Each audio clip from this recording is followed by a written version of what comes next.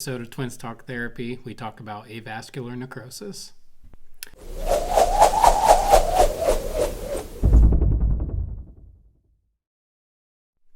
Welcome back to another episode of Twins Talk Therapy. I'm Aaron. And I'm Adam. And we are identical twin brothers that talk all things athletic training, massage therapy, and physical therapy. In this episode, we're going to talk about avascular necrosis. So, do you want to talk a little bit about what avascular necrosis is? So, avascular necrosis is an incident where there's an injury to the hip or other joints, but usually it's with the hip, where the blood vessels that feed blood flow to the hip joint, to the cartilage, and nourish the joint gets torn in an injury. And when that blood vessel tears and there's a lack of blood flow to the joint, it starts to lead to a rapid breakdown of the cartilage in the joint.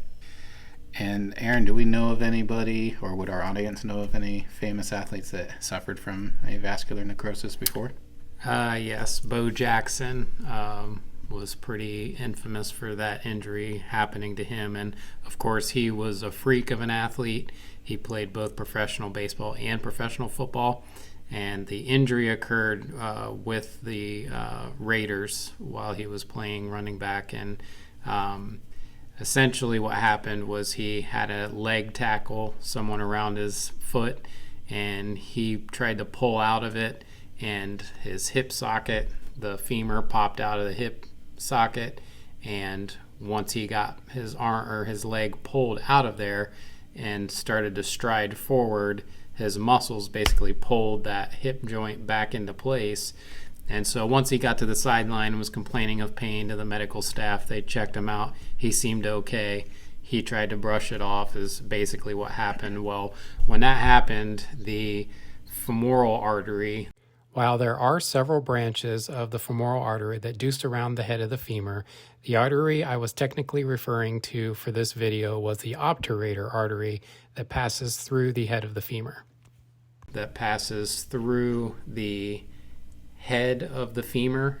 There's a little hole in the center of the head of the femur, and that artery runs through that and feeds the hip joint. So when the hip dislocated, it severed that artery and went back into place, and so essentially the hip had no blood flow to that area. So without blood flow, after a few days it went necrotic, or the tissue started to die. And then he was a pretty young athlete that ended up having to have a total hip replacement, and subsequently that caused him to have to retire from professional sports. So it is a serious issue, and it's important to know the warning signs of that injury, the signs and symptoms, just so emergency surgery can be, or emergency procedure can be completed and try to help save that hip joint and get blood flow restored to the hip.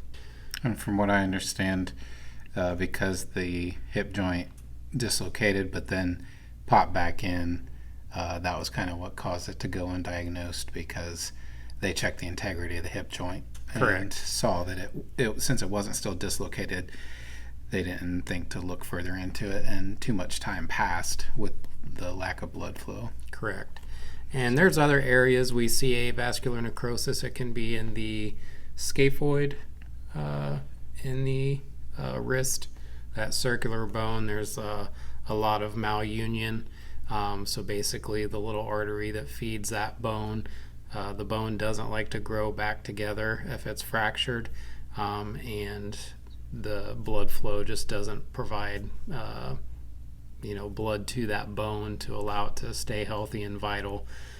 So that bone ends up dying, and some people have to get a replacement for that bone in their wrist, some type of filler component, whether it's a piece of plastic or something. They get something in there because that bone has a pretty high incidence of not growing back together once it's fractured, and it's essentially along the same lines as avascular necrosis with the hip, where blood flow is disrupted and it's not restored in a small enough timeline for the bone or the joint to be salvaged. So We would like to also mention the reason we're doing this video in this format, just a little informative video about avascular necrosis, was because we had a YouTube audience member comment, like we've always asked you guys to leave comments in the comment section about what you'd like us to cover, and Chaitanya Kumar asked us to cover avascular necrosis, so we just said we'd put this quick video together,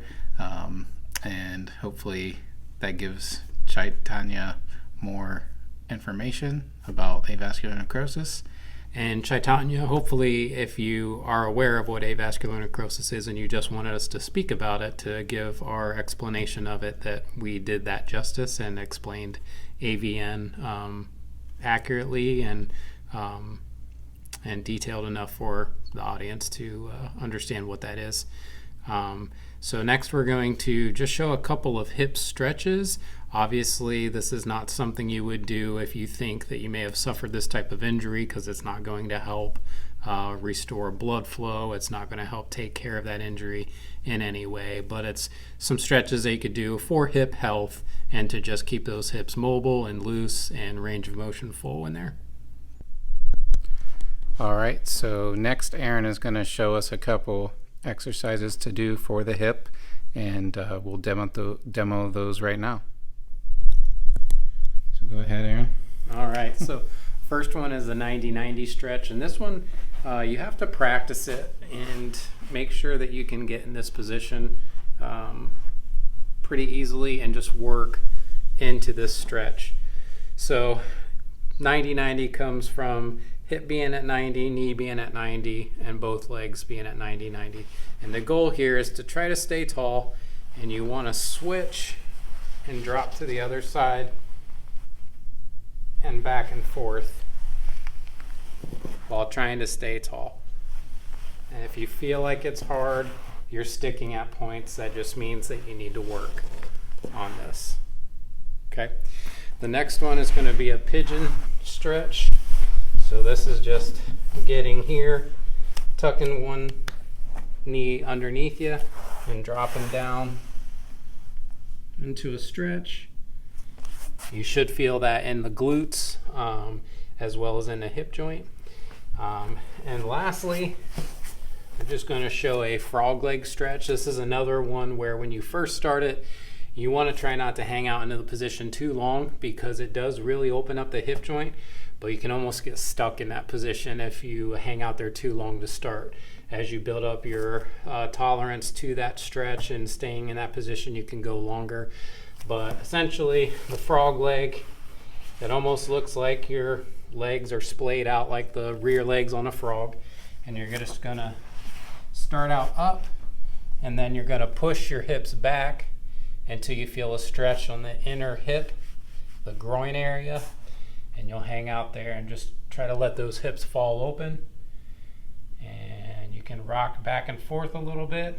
And then I've had it where I have stayed in the position too long, and I just belly down, get to my stomach, and then get my legs underneath me, and then come back up. But make sure you're going into that stretch and out of the stretch slowly and safely, just to make sure you don't get any groin strain or stress anything in the hip joint. And just be sure to use these 3 hip stretches to increase range of motion, maintain mobility in the hip joint, and keep those hips healthy. All right, guys, we'd like to try something new in our videos going forward. So at the end of our videos going forward, we're going to ask if anyone has any prayer requests to leave them in the comment below. We believe in the power of prayer, and we believe that that truly does help when you have the prayer warriors out there. So going forward, we'll mention if you have prayer requests at the end of our videos, and if you guys have any, just leave them in the comment section below, and we will be sure to include anyone needing prayers in our prayers. Yes. Our faith is very important to us, and even though we are a healthcare science channel, we believe science and religion can coexist, and that they do coexist. So that's the reason we want to be true to ourselves and to just let our followers know that we are men of faith, and that if you have prayer requests, like Adam said, drop them in the chat or let us know, and we will be sure to include you in our prayers. Other than that, make sure, please, if you haven't done so already, click the like button, subscribe to our channel, and that bell notification so you can get notified anytime we release a new video.